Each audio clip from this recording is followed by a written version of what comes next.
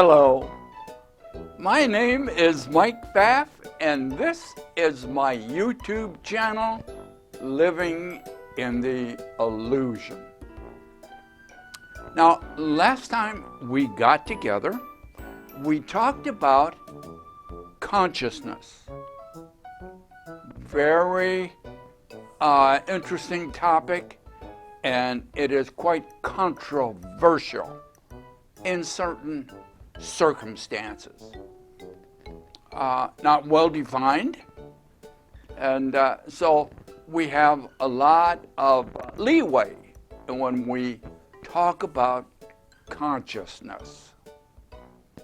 But in the last video, the main point was to recognize consciousness is in everything we see. Consciousness is in everything we see. And part of that is because seeing in the egoic world is all around the eyes. We believe the eyes see objects. We're sure of it. And yet, if you look at the model in 2 videos ago, not last video, 2 videos ago, and several other ones before that, was all around seeing. And in the description, I put about 4, maybe 5 of those videos looking at different aspects, how we look, how we see. And the conclusion, if you follow the models, and we're going to do that today too, if you follow the models, you'll see that you create your world. You create what you see, and then you project it onto the outside world. And so that was what we talked about last time. Now this time we're going to take that a little bit further and begin to recognize and ask the question, did you know you are living in 2 worlds at the same time? 2 worlds at the same time. Or at least you think you do. There is an internal world that you create, and there's an external world. Now the question is, which came first? The external world or the internal world? So that's a question we're going to be discussing today. Now, science, at least the science of subatomic particles, has a standard model for how subatomic particles work. Seems to work for them. It's not questioned too much anymore. If you start questioning it, people will say, don't ask questions, just calculate. It always works. Quantum physics always works. And it kind of does. It's the most prolific and accurate picture of the world around us that we have. But we're going to move in another direction and talk about the standard model for the illusion. And it seems to always work too. But somehow, we have been programmed not to see it. So so we will need to change our way of seeing. We need to change our vision so that the standard model of the illusion will begin to come into focus and see how your world is created. Now, why might that be important for you? Once you understand it, you can change it. Once you understand how you're creating your own world, you can change it. So let's see how that goes. Now, I want to draw your attention to our little bouquet of flowers that we have here. Red and purple, and some are tall and some are short. Which reminded me of a Zen story. If you've ever heard a lot of Zen stories, they are all unusual. And the one I'm referring to was, in Zen, the idea is to become enlightened. And there are several techniques to go through that, to become enlightened. And some people practice Zen their whole life and don't become enlightened. Other people get enlightened just like that. So in this story, there was a Zen master who had a school.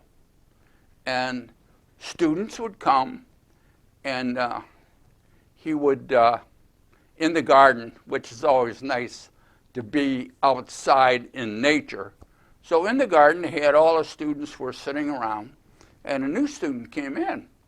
And so he's sitting around, and the Zen master is telling how to be enlightened, and then they're going to meditation. And after the meditation, the new devotee caught the master's attention and said, how do I find Zen? And the master said, well, wait a minute. Talk to me after class. In the early evening, come back.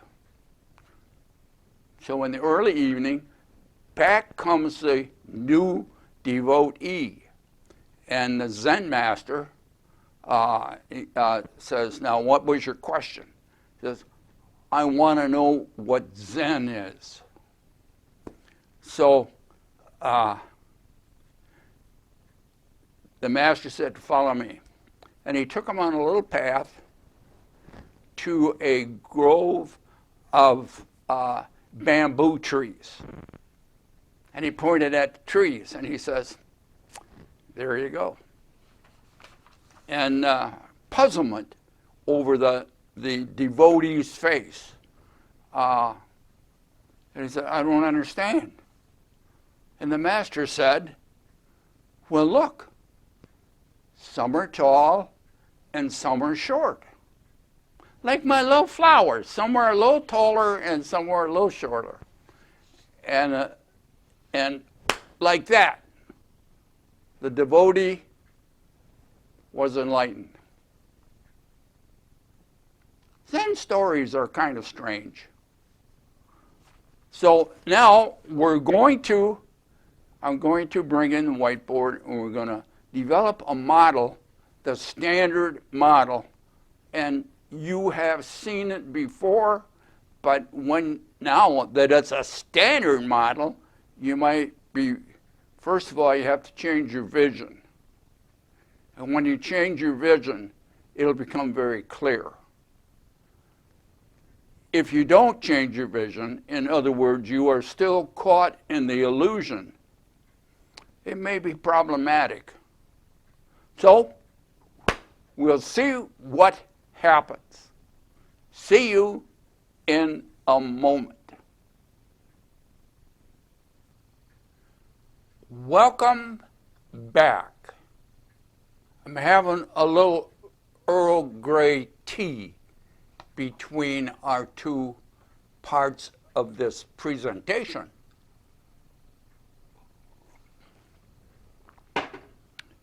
I wanted to read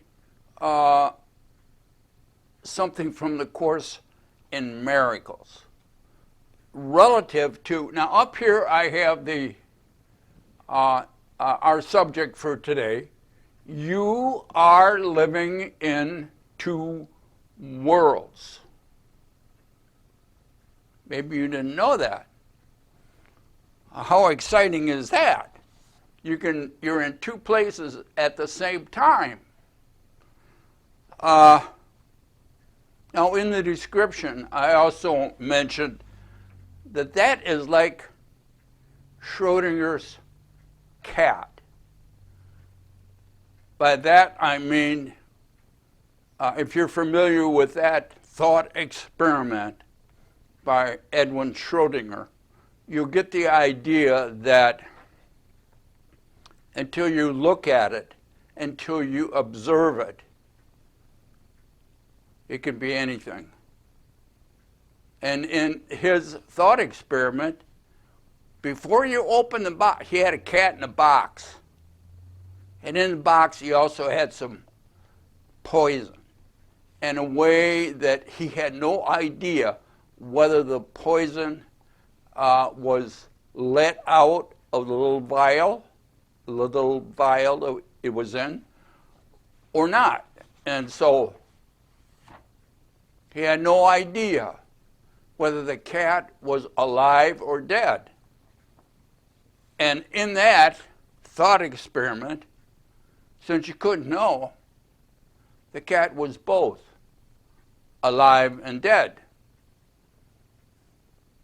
It's called superposition. And in that position, you don't know what's going on until you open the box. Then by observation, by measuring, you know if the cat is alive or dead. It was an interesting thought experiment. So that's kind of where we're at now. You are in two worlds, and you're in there at the same time. So this is going to be interesting to look at. And like I said, you're going to need a new vision, a new understanding, a new belief system. So in the Course, I'll read this little bit. We'll see how it comes out. It says, there's another way of looking at the world. Simple statement. Another way of looking at the world, which is seeing, observing. Another way of looking at the world. Today's idea is an attempt to recognize that you can shift your perception of the world to both its inside aspect and its outside aspect. Inner world, outer world. Alternatively, between surveying the outside and the inside aspects. Interesting start to our adventure today. Now, we're looking at the beginnings of the standard model. We have the outside world. We have the inside world, and a gap between the two. Now, as we look at these two aspects, the outside world and the inside world, which came first? Oh, we have cause and effect. We have the chicken and the egg. Was the outside world first? Was your inside world first? We're going to see if we can solve that riddle. Now, between the two, because there's information on the outside and there's information on the inside, how do they communicate? Well, from the vantage point of the body, we have antennae that reach out into the outside world and bring back information.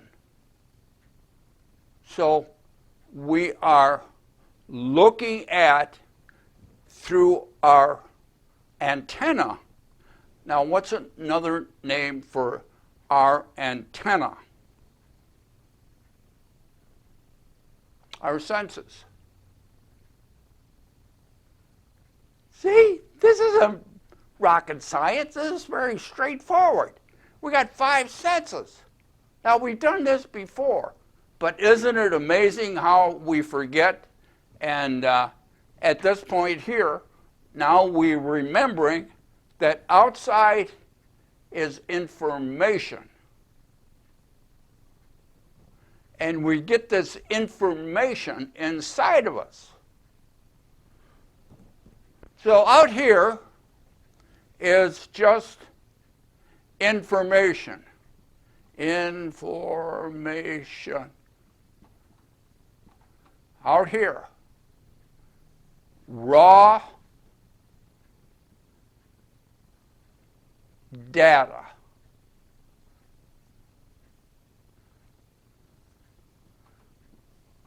In its raw form, it's meaningless. In its raw form, this data is meaningless. Now stick with me a minute, and we'll explain how it becomes meaningful. So this outside information, when first encountered by the 5 senses, is meaningless. I want to put that on there because meaningless will be meaningful in a while. So this outside in relationship to us,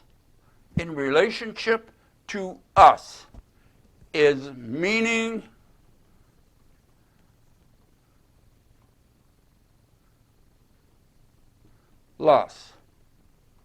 Doesn't mean anything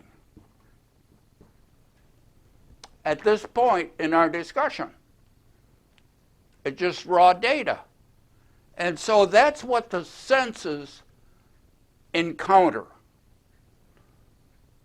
I hope you recognize that your senses do not judge the data. They just pass the data through whatever they can in those 5 organs that we call senses. So outside of that, these are getting now data,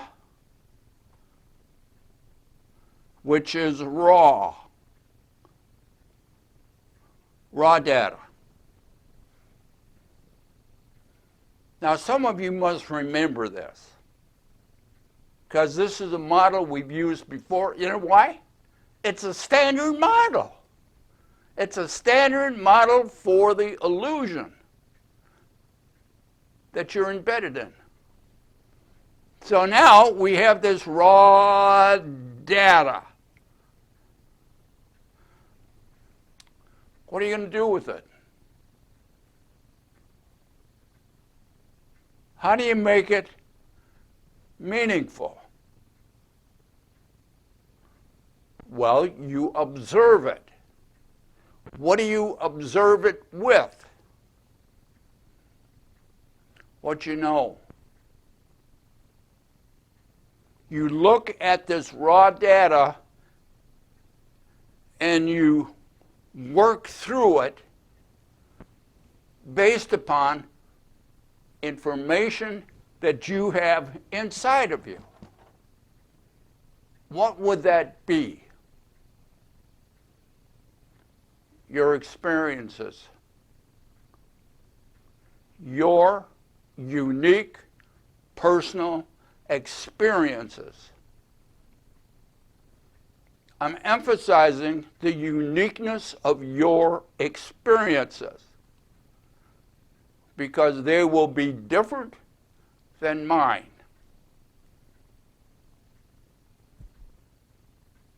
Nobody has the same experience. We all have different experiences.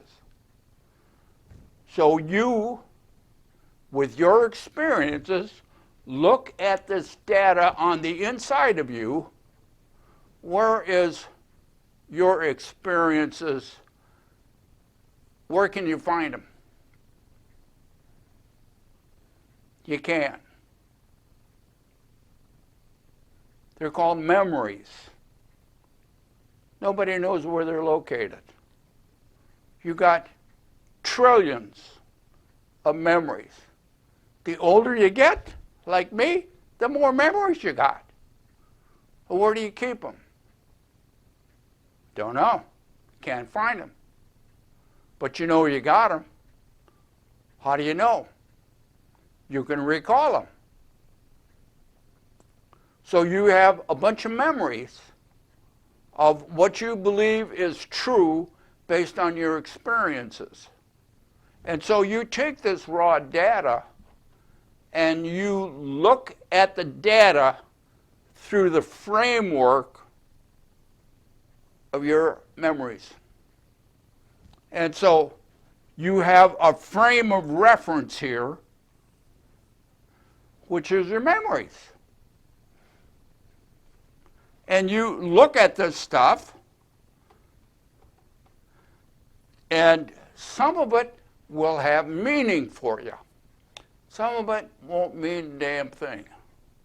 So you let what you don't have, what you don't know, what isn't meaningful to you, you let it kind of fall out. Because why? It doesn't mean anything. So now, here, on the other side, you have meaningful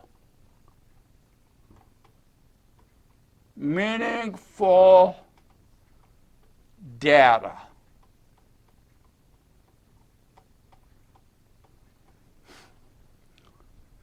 I want you to take a look. Outside, meaningless, raw data. Inside, based on you and your past, meaningful data. This world out here, meaningless. This data in here, meaningful and unique for you. And this is the data that creates your world. Your world is made from meaningful data inside. That's a standard model.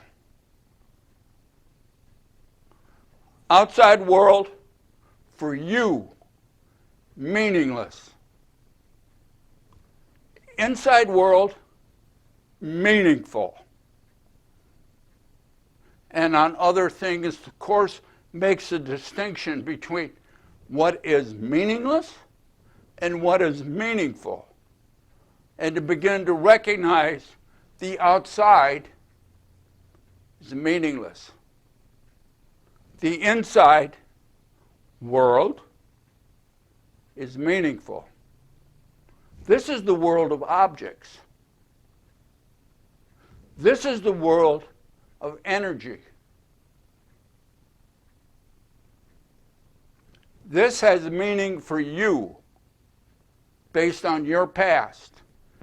This has no meaning to you.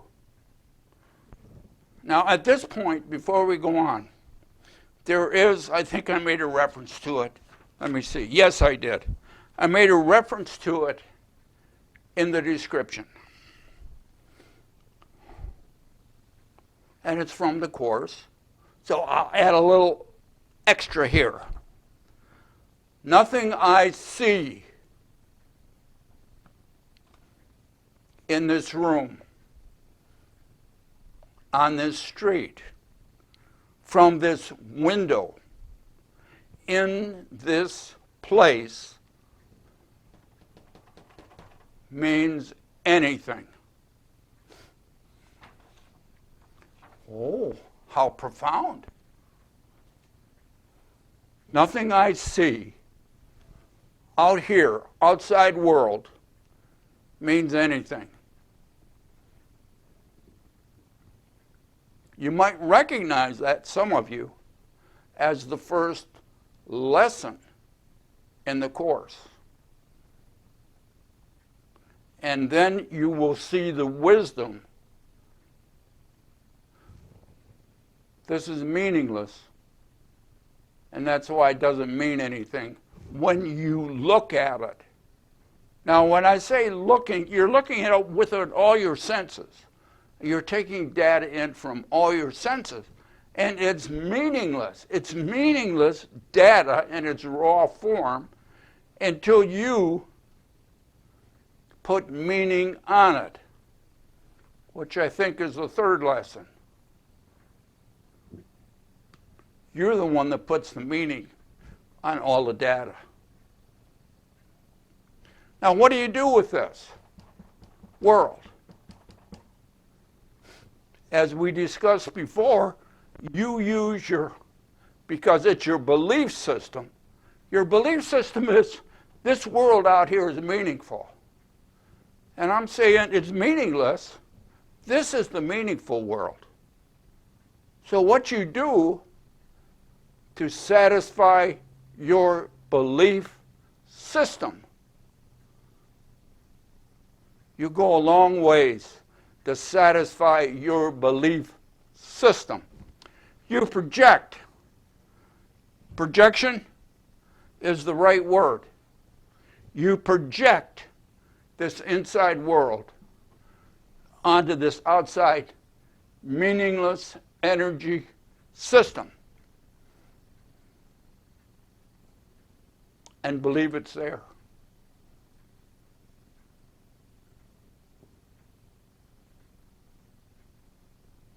This is the standard model for the illusion.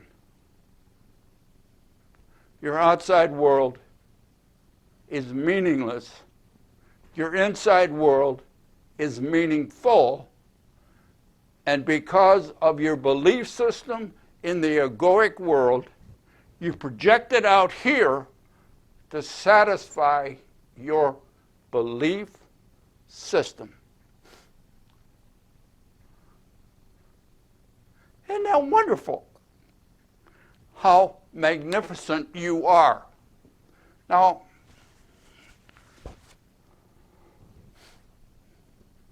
And I want you to kind of get the idea that you're mystical.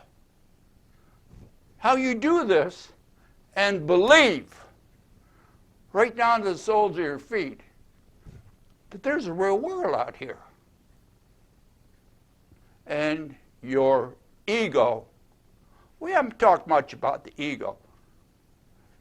Maybe we should, but not this session. Your ego will support you in believing your world is outside. Because if your world is inside, you can change it. And if you change your inside world, your ego has to die. If you change your inside world, your ego has to die. But don't worry, it will be replaced by another ego immediately that will incorporate this belief here. Oh, we have much to talk about here in the illusion. Now, this is not light. I know this is heavy, and I know it is contradictory to your belief system, which makes it very difficult with your current vision of the world to see it any other way than your current belief system. We will look at this again. Why? It's the standard model. It's the standard model for being here in the illusion. But when you recognize how mystical you are and that you can change your world, next time I think we'll talk about how you change this world. Oh, that's going to be interesting. And so, until we see you again, be good to yourself. And we'll look forward to seeing you here next time in the illusion. Bye now.